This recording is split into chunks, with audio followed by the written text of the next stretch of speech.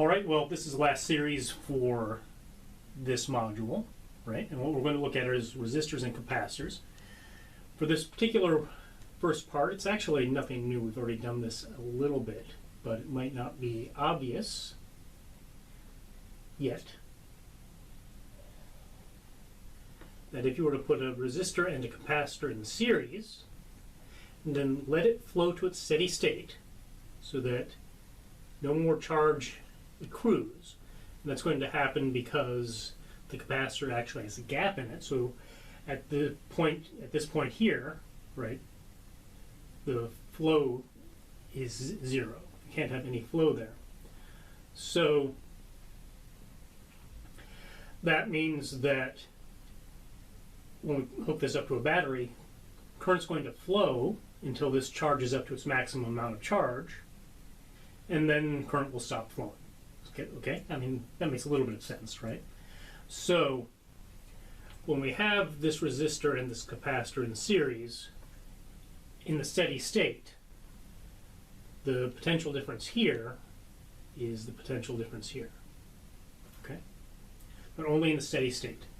While it's actually charging, that's not true. So in that steady state, actually this is an equilibrium state, but that's okay, where nothing's going to be changing, where currents aren't changing and all that other stuff, which is basically the state we've been looking at. A resistor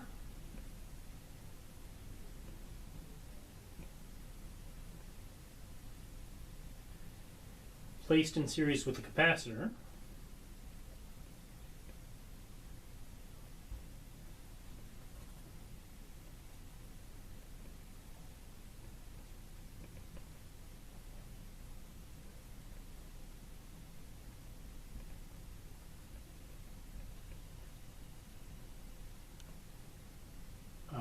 has no effect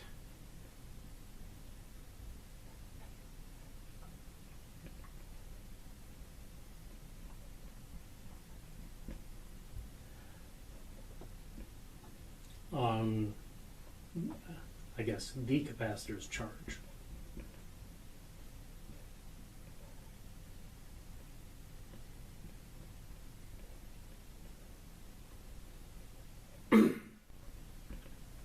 But again, only in that steady state. Before that happens, that resistor is going to tell us how fast this charges up, all right? So we're going to use this RC circuit model to tell us how a capacitor will charge and discharge. That will be the rest of the lecture. But at this point, we're just going to worry about the thing that we talked about before, which is the charge on one of these plates, on either side of those plates, is equal to the capacitance of the capacitor, which you talked about how to calculate, times the potential difference, which, after all the charges accumulated, is going to be delta V here. And that's also something that tells you that there's going to be no flow through the resistor, right? And why is that? Well, because if this has the same delta V going down as this has going up, right, that means this potential here is this potential here, and that means there's no current there, which means by Ohm's law, remember Ohm's law was V equals IR, R is a property of the resistor, so it can't change, so it has to be a positive number. And so there's no voltage, which means there's no current going through that resistor in the steady state in this situation. Right, there has to be a voltage difference over the resistor in the steady state for a current to flow. And that's why we call it a steady state, is current can flow. It just doesn't in this particular setup. All right? Okay, so we'll go through charging and discharging after I do a really quick example, which will be a similar example to what we've done before, the Q equals delta CV, Q equals C delta V, excuse me.